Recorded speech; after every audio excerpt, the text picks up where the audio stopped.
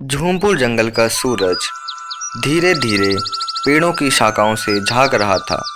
हर ओर हरियाली थी, परिंदे चहचहा रहे थे और हवा में आम के फूलों की खुशबू तैर रही थी। लेकिन इस हरे भरे जंगल के एक कोने में जोर के खराटे की आवाज़ आ रही थी। यह आवाज़ किसी बाघ की नहीं, किसी शेर की नहीं, बल्कि हमारे गप्पू हाथी की थी, जो एक विशाल बरगद के नीचे चादर ओढ़कर सोया हुआ था। उसके पास पड़े केले, समोसे और लड्डू के पत्तल बता रहे थे कि रात को भोजन का महाभोज हुआ है। गप्पू को खाने का इतना शौक था कि एक बार उसने चतुर बंदर की शादी में अकेले 100 रसगुल्ले खा लिए थे। तभी से सब उसे रसगुल्ले राजा कहने लगे थे। सुबह जैसे ही गप्पू की आंख खुली, वो चौंक पड़ा। गप्पू आंख मिचमिचाते हुए, हे भगवान, मैंने सपना देखा, उड़ते हुए पराठे, हाँ हाँ, हरे धनिया की चटनी में डूबे उड़ते हुए पराठे। वो जैसे ही उठा, पेट पर हाथ फेरा और बोला, ओह यार, भूख फिर लग गई। तभी एक डाल से झूलते हुए उसका सबसे अच्छा दोस्त चतुर बंदर आ ढमका। चतुर हंसते हुए, गप्पू भैया, क्या आज फिर सपनों में खाना खा लिया? गप्पू, इस बार तो उड़ते हुए आलू के पराठे आए थे, चटनी भी साथ थी। चतुर, भैया, तुम दिन ब दिन सपनों में ही पेट भर रहे हो, हकीकत में थोड़ा कम खाओ तो जंगल भी बचे। गप्पू, हाँ, अरे छोड़ो ना यार, खाने का मजा ही कुछ और है। चतुर, अरे सुनो, आज राजा ने सभा बुलाई है, पूरे जंगल को बुलाया गया, जरूर कुछ बड़ा मसला होगा। गप्पू, सभा? क्या वहाँ खाने को कुछ मिलेगा? चतुर, अरे खाना नहीं, काम मिलेगा, राजा गुस्से में है, कुछ तो गड़बड़ है। गप्पू की सूंड अचानक लटक गई। काम सुनकर उसकी भूख थोड़ी कम हो गई, लेकिन फिर उसने सोच लिया, चलो सभा में चले, क्या पता कुछ खाने का जुगाड़ हो जाए। राजा शेर की सभा जंगल के सबसे ऊंचे टीले पर होती थी। वहाँ एक बड़ा चबूतरा था, जहाँ सिंहासन रखा गया था। आज की सभा में सभी जानवर, खरगोश, मोर, भालू, भैंस, लोमड़ी, तोता, गिलहरी सब जुटे थे। गप्पू और चतुर जैसे ही पहुंचे, बगल से बिल्लू लोमड़ी फिसलते हुए आई। बिल्लू मन ही मन, अरे वाह, मोटा हाथी आ गया, अब इसको उल्लू बनाकर मैं सारा खजाना ले जाऊंगा।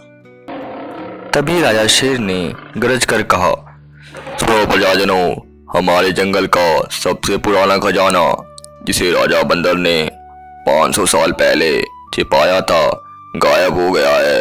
जो भी उसे ढूंढ कर लाएगा, उसे मिलेगा सबसे बड़ा इनाम और जंगल में विशेष दर्जा। सभा में सन्नाटा छा गया।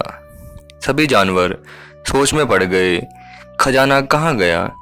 तभी बिल्लू लोमड़ी गप्पू के पास आई और फुसफुसाई, बिल्लू, गप्पू जी, मुझे खजाने की खबर है, पर लेकिन वो 500 साल पहले छिपा है।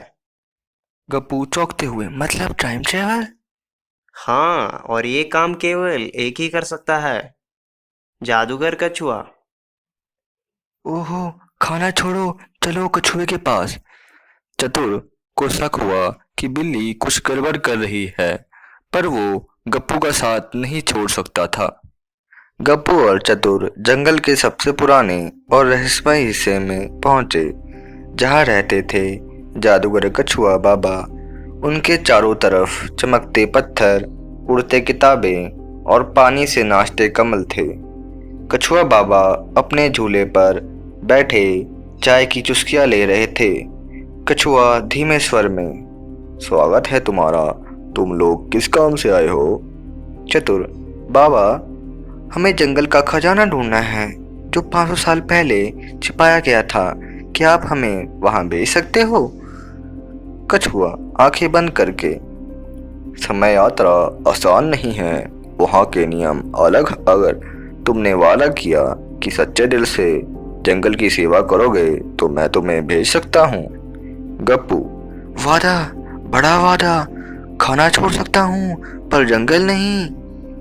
कछुआ मुस्कुराया और बोला, तो ठीक है, तुमने अपनी सूंड और पूंछ पकड़ो और मन को शांत करो। कछुआ ने मंत्र पढ़ा। कालचक्रम प्रवर्ते भवतु पट समय का एक चमकती बबल जैसी मशीन आई जिसमें दोनों को बिठाया गया। कछुआ, ध्यान रखना, वहाँ की गाय उड़ती है और पंखों वाले हाथी होते हैं, कोई गड़बड़ मत करना। जैसे ही समय की बबल मशीन चमकते हुए घूमी, गप्पू और चतुर को हल्का चक्कर सा महसूस हुआ। गप्पू, ओह माँ, लगता है समोसे उल्टे पड़ गए पेट में, बचाओ। कुछ ही पलों में वे 500 साल पुराने झूमपुर जंगल में आ पहुंचे। लेकिन यह जंगल बिल्कुल अलग था। पेड़ बोल रहे थे, पत्थर नाच रहे थे और गायें उड़ रही थी। गप्पू चौंकते हुए, चतुर देखो, उड़ती हुई गायें, क्या वो पराठे भी उड़ाते होंगे? चतुर, यहाँ तो सब कुछ अजीब है, लगता है नियम उल्टे हैं और तुम्हें तो हर वक्त खाना ही सोचता रहता है, कुछ नया तो सोचो। तभी एक हाथी आया जिसके पीठ पर पंख थे। उसकी सूंड से गुलाब की खुशबू निकल रही थी। वो उन्हें देखकर चिल्लाया, अजमी, रुको, कौन हो तुम? कुछ ही पलों में एक गिलहरी दस्ता आया जो तलवारें लिए हुए थी। गिलहरी सेनापति, तुम कौन हो और हमारे समय में कैसे आए? गप्पू डरकर पीछे हट गया। गप्पू, हम हम खजाना ढूंढने आए हैं। चतुर बचाते हुए, अरे अरे अरे हम ये कुछ भी बोली जा रहा है, अरे हम भविष्य से आए हैं जंगल की मदद के लिए। उन्हें बांधकर राजा बंदर के दरबार में ले जाया गया। राजा बंदर का दरबार। राजा बंदर एक तख्त पर बैठे थे जो पेड़ के ऊपर हवा में झूल रहा था। राजा बंदर गंभीर स्वर में, तुम दोनों समय यात्रा करके हमारे काल में आए हो, इसका कारण बताओ। चतुर ने पूरी बात बताई, जंगल के खजाने के गायब होने की कहानी, राजा शेर की सभा और जादूगर कछुए की मदद। राजा बंदर ने थोड़ी देर सोचा और बोले, अगर तुम सच में जंगल के सच्चे सेवक हो तो एक काम करो, आज रात खजाने की सुरक्षा करो और चोर को पकड़ो। मुझे लगता है आज कोई खजाना चोरी करने आएगा। गप्पू और चतुर को खजाने के मंदिर के पास भेजा गया जहां पहरा देना था। उसी रात एक काली छाया मंदिर की ओर बढ़ रही थी। बिल्लू लोमड़ी टाइम मशीन से चोरी छिपे इसी काल में आ चुकी थी। उसके पास एक चोरों वाला नक्शा था। बिल्लू धीरे से, अब खजाना मेरा होगा और इनाम भी। वो मंदिर में घुसी जहां सोने के बर्तन, लड्डुओं से भरे मटके और एक चमकदार खजाना था जो अब भी चमक रहा था। बिल्लू जैसे ही खजाना उठाने लगा तभी गप्पू की नाक फड़कने लगी। गप्पू नींद में, मिठाई की खुशबू, गुलाब जामुन, रबड़ी, कौन खा रहा है, वो भी मेरे हिस्से की। गप्पू ने आंखें खोली और देखा बिल्लू खजाना उठा रहा है। गप्पू, अबे तू मेरे लड्डू चुरा रही है। गप्पू ने अपनी पूंछ से जोरदार थप मारी और बिल्लू मंदिर की दीवार से टकराकर गिरा।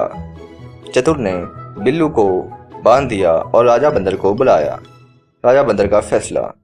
राजा बंदर बहुत प्रसन्न हुए। तुम दोनों ने बहादुर से खजाने की रक्षा की, तुम सच्चे जंगल के सेवक हो। यह खजाना अब सुरक्षित है और तुम इसे भविष्य में वापस ले जा सकते हो। राजा ने दोनों को चमकदार पत्थर दिया जो उन्हें वापस उनके समय में भेज सकता था। गप्पू और चतुर वापस लौटे। टाइम पत्थर को दबाते ही वे फिर से झूमपुर जंगल के वर्तमान में आ पहुंचे।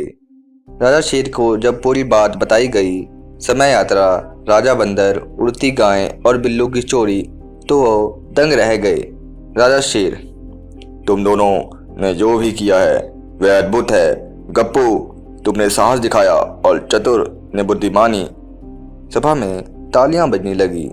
राजा शेर, चतुर को जंगल का प्रधान सलाहकार बनाया जाता है और गप्पू जवाब से पहले ही चिल्ला पड़ा, मुझे जंगल का खान पान मंत्री बना दो, मतलब खाना बनाना, खाना चखना और दूसरों को भी खिलाना। राजा हंस पड़े। ठीक है गप्पू, तुम जंगल के रसोई नियुक्त किए जाते हो। गप्पू खुशी से झूम उठा और बोला, अब तो हर दिन दावत होगी और मैं चींटियों को भी केक खिलाऊंगा। वाह। शाम का समय था। एक पेड़ के नीचे बाबा जंगलदास बच्चों को कहानी सुना रहे थे। बाबा जंगलदास, बच्चों, गप्पू और चतुर की कहानी सिर्फ मजेदार नहीं है, उसमें सीख भी है। सीख क्या? दोस्ती में साथ देना जरूरी है। भूख और लालच में फ़र्क समझना जरूरी है। चालाकी अच्छी है, लेकिन किसी को धोखा देना गलत है। सबसे ज़रूरी बात, जब हम किसी अच्छे काम के लिए मेहनत करते हैं तो इनाम ज़रूर मिलता है। बच्चे तालियां बजाने लगे। एक बच्चा बोला, बाबा, अगली बार गप्पू को चांद पर भेजो, वहाँ भी तो लड्डू होंगे। बाबा हंस पड़े और बोले, अगर तुम लगातार पढ़ाई करोगे तो अगली कहानी में तुम भी जा सकते हो गप्पू और चतुर के साथ।